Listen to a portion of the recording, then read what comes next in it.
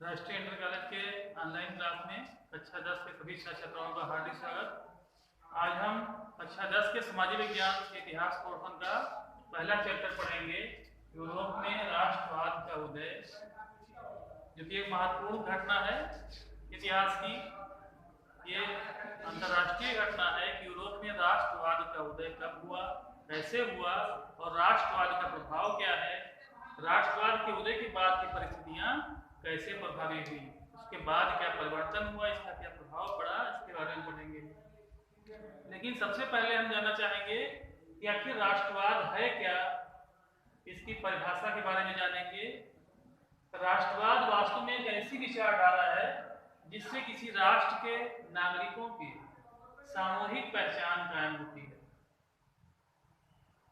इसके अलावा राष्ट्रवाद के प्रतीक के रूप में इसको समझने के लिए, के प्रसार के लिए हम राष्ट्रीय ध्वज, राष्ट्रीय गीत, राष्ट्रीय प्रतीक इत्यादि को समझते हैं, जो कि किसी राष्ट्र के प्रति वहां के नागरिकों में प्रेम, समर्पण, त्याग जैसी भावना पैदा करते हैं।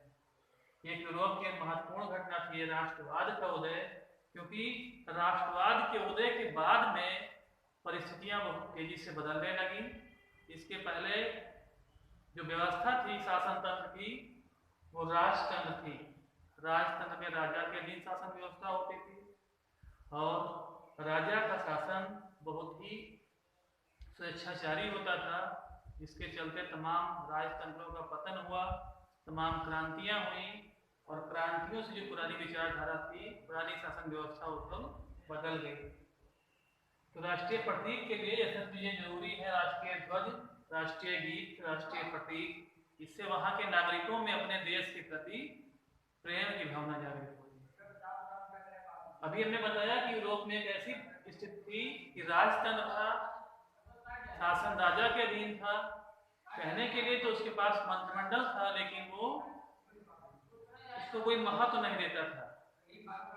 राजा ही सर्वे सर्वा होता था।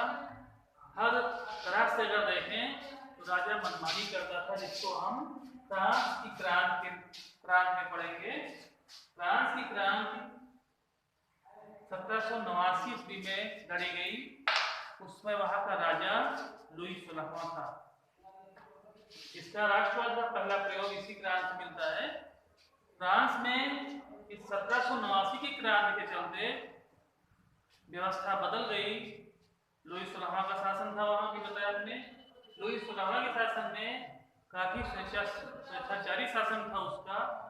वो किसी भी तरह से अपने स्टेटस जनरल को कोई महत्व नहीं देता था। स्टेटस जनरल फ्रांस की संसद का नाम था। संसद राजा पर नियंत्रण रखती थी, लेकिन वो केवल नाम मात्र की थी। फ्रांस में जब 1789 की क्रांति शुरू हुई, तो उसके पहले कई वर्षों से उसने स्टेटस जनरल को कोई महत्व नहीं दिया था, उसका कोई सम्मेलन नहीं बुलाया था। लेकिन अचानक उसने स्टेटस जनरल का सम्मेलन आहूत किया और उसका केवल एक ही उद्देश्य था कि नागरिकों पे कर बढ़ाना। कर बढ़ाने के लिए तो स्टेटस जनरल का अधिवेशन बुलाया गया और वहीं से क्रांति स्टार्ट हुई। सामूहिक जनता इकट्ठा होकर के राजा के शासन का विरोध करने लगी।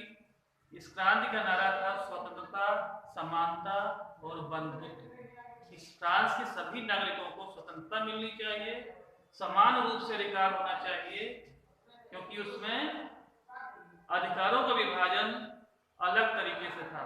जो उच्च वर्ग के लोग थे, राजा के समर्थक वर्ग, उनको विशेष अधिकार मिला हुआ था। मध्यम वर्ग में जो लोग थे उनको कुछ छूट थी, और जो सबसे निम्न वर्ग था, जिनका परसेंटेज पूरे समाज में ज्यादा था, लगभग 80 से 90% लोग थे, उनको उनके ऊपर तरह तरह के कर लगे हुए थे। उनका जीवन बहुत ही शोचनीय था। तो इसके लिए चलते इस क्रांति का नारा बनाया गया स्वतंत्रता, समानता और बंधुत्व। और ये क्रांति शुरू हुई, क्रांति सफल हुई। क्रांति के बाद में स्टेटस जनरल को एक नए नाम से जाना जाने लगा, जिसको नाम नेशनल असेंबली कर दिया गया, राष्ट्रीय सभा। संक्षेप में हम बताएंगे आपको इसको, क्योंकि बहुत बड़ा टॉपिक है ये। और इस क्रांति के पूर्ण होने के बाद में फ्रांस में तमाम नई व्यवस्था लागू की गई। क्रांति सफल हुई क्योंकि 14 जुलाई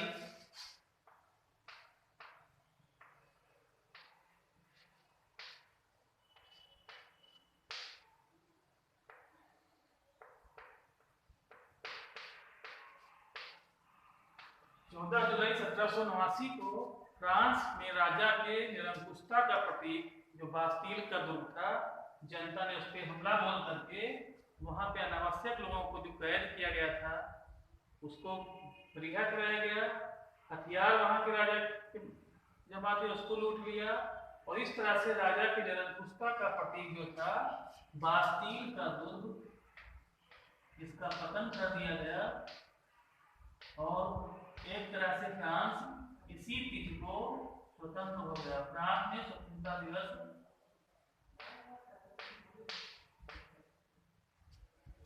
14 जुलाई को ही मनाया जाता है।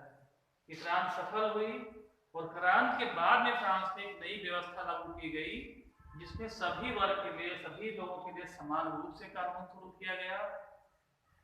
फ्रेंच फ्रांस की राष्ट्रीय भाषा बनी। फ्रांस का जो पहले राजा का ध्वज था उसको बदल करके नया ध्वज शुरू किया गया और हर तरह से समान रूप से कानून व्यवस्था लागू की गई। सबके लिए समान कर व्यवस्था, राजा का अधिकार बिल्कुल ना के बराबर था। राजा ये सारी व्यवस्था राष्ट्रीय सभा के अंतर्गत कर दी गई और इस तरह से इस क्रांति के बाद में प्रजातंत्र को विशेष अधिकार मिल गया। राजा की निरंकुशता का अंत हो गया।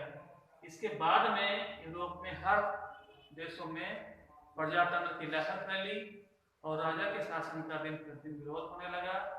इस राष्ट्रवाद ने राजतंत्र का सफाया कर दिया। लोग जागरूक हो गए, उनको ये पता हुआ कि अगर हम लोग सामूहिक रूप से इकट्ठा होकर के किसी अनैतिकता का या अत्याचार का विरोध करेंगे तो उससे उस व्यवस्था का अंत हो सकता है। बाद में हर देशों में राष्ट्रवाद की लहर फैली और जहां जहां भी ऐसी व्यवस्था थी उस व्यवस्था का अंत किया गया।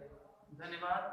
अगले क्लास में हम फिर आगे बताएंगे आपको अगले चैप्टर के बारे में। बस इतना ही।